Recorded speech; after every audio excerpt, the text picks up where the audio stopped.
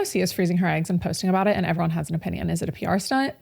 Is it because she just ended things with her long-term fiance? Is it to position herself for presidency? Does she genuinely want kids? If so, why hasn't she had them by now? She's been with her fiance, or now ex-fiance, for 15 years. She's 36. For the first time, the betting markets have shown AOC overtaking Marco Rubio in the 2028 presidential odds. Now she's in second place behind JD. So what she's doing is working. She shares herself going through the process. Watch. Don't be weird about this, even though I know all of you will be. Okay.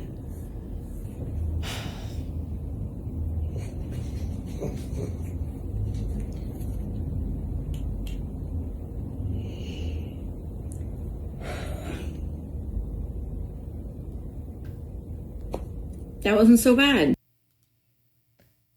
But then, here's the best part. She just shows her stomach there, right? But then when asked about it, she doesn't comment on personal matters. Nope. No, she would never. Just wondering, are you and Riley Roberts still together? I don't comment on my private life, but thank you. Thank you. Your mother once said she loves Riley and wants to see you guys get married. Is she going to get her wish? Again, I don't comment on my private life, but thank you. Thank you. Is there anything at all you can tell us about the relationship? No, I'm sorry, thank you.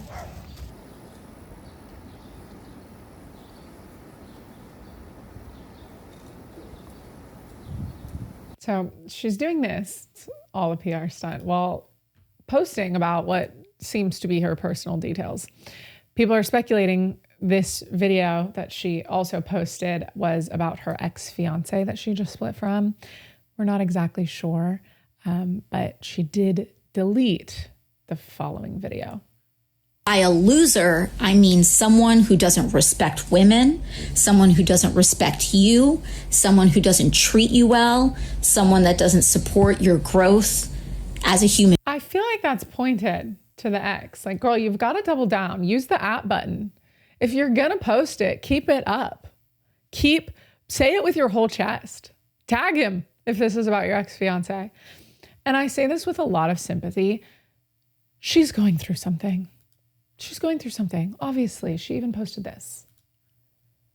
They hate me because they ain't me and they can't ever be me.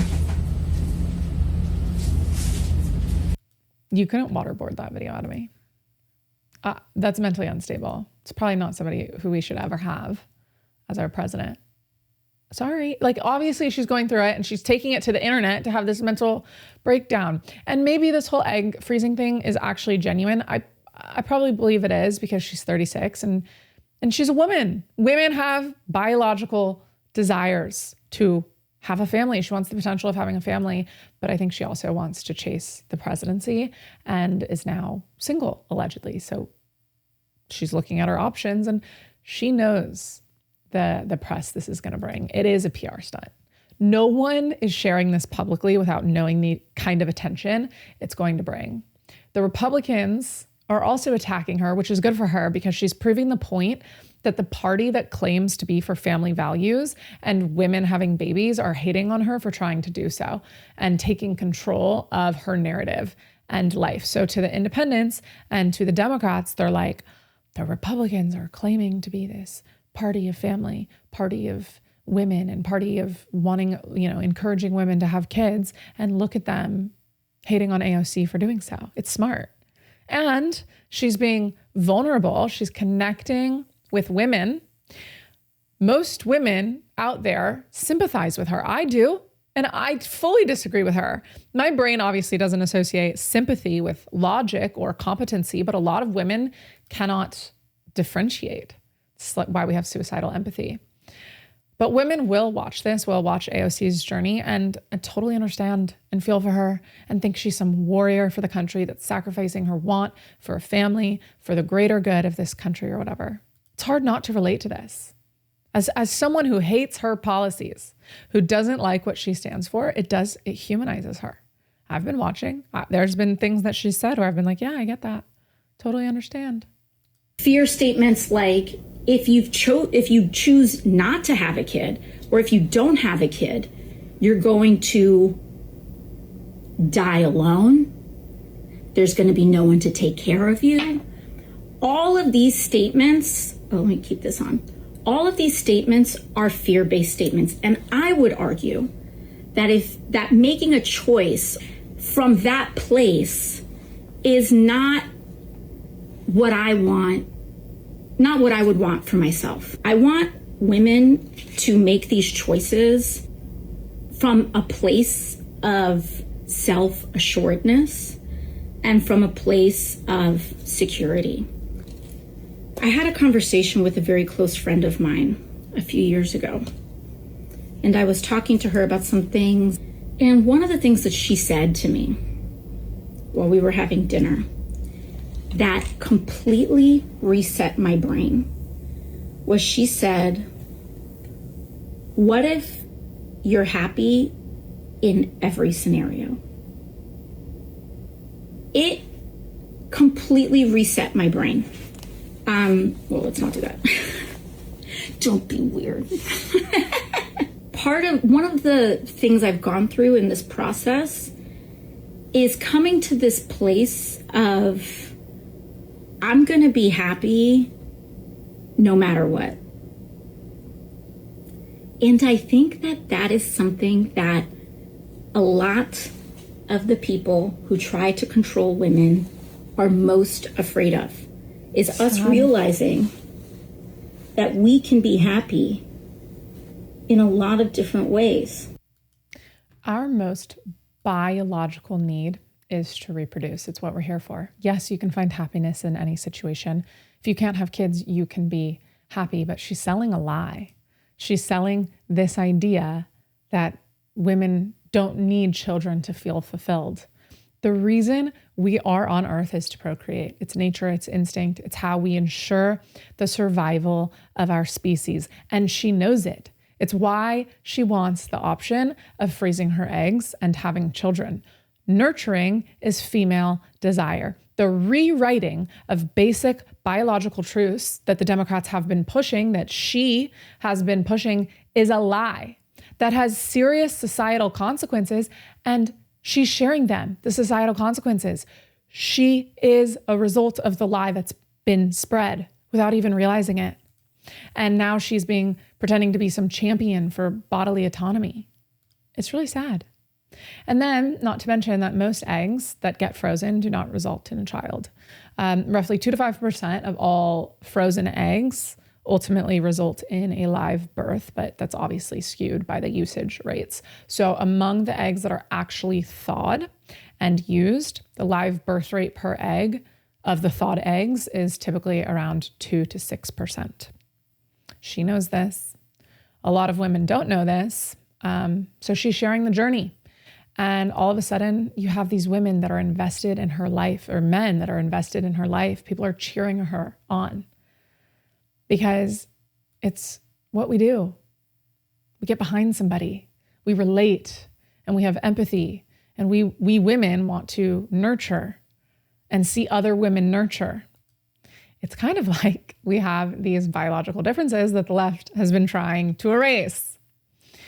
She's also connecting with people because she's being transparent about the pricing. Well, sort of. And total personally for me, all in, is going to be probably between $8,000 to $9,000. The other piece of this is the actual clinic and procedure and your provider. And a lot of clinics actually don't require you to pay in a lump sum. I saved a long time for this. And so I'm just paying for it outright after years of saving. But there are clinics that do offer kind of a payment plan for people who need to pursue this or want to pursue this and want financial options. I'm not here to advocate for any of that. Mm-hmm. Yeah, I'm sure after years of saving, that's the only way you were able to afford it. But she does something in this video it's very strategic. It's very smart. She brings in the problems of the healthcare industry as if sharing her story is some solution to the problems, as if we should look at her for the answers. because she's relatable. Watch. This is later in the same video. Others will charge less. And on top of this, because of our medical system is broken in the way that it is, because we neglect covering women's care and women's fertility care, there's also the option that I know people who have pursued this, who have frozen their eggs outside of the United States in places like Spain or Mexico. This is marketing and PR. It's genius. She's associated with the Democratic Party, and she's positioning herself as a normal person, just one of us, who understands the corruption in the pharmaceutical industry because she's experiencing it firsthand. She's sharing it. So we, the people, can trust her to fix it. It's very smart. By the way, her solution is healthcare for all. It's one of the big promises she advocates for. And the left has hijacked the healthcare problem. And they act like the right doesn't see the problems with big pharma. We very much do. We on the right very much do. And we very much are working to solve them. But we can also acknowledge that policy matters and we have to exist in reality and not everything's free. And we saw what's happened in Europe. Rationing, no incentive, no innovation, longer wait times, bureaucratic inefficiencies, tax hikes, lower quality care without solving any underlying issues. We want to drive innovation and incentive. We want our quality to be the best. And it's not possible to get the best if the government is in control, ever. With anything, the government never manages anything well, including our health. But Trump and the Republicans have addressed this and are continuing to address this. We just don't hear about it in the news because they don't cover it. President Trump signed an order forcing drug companies to charge Americans the same low prices other countries pay, most favored nation pricing. He made deals with 17 of the biggest drug makers to slash prices on a lot of medicines, especially for Medicaid and people buying with cash. He launched Trump RX, a government website where people can buy popular drugs at discounts without insurance. He has threatened huge tariffs on foreign-made drugs unless companies lowered U.S. prices and built more factories in America.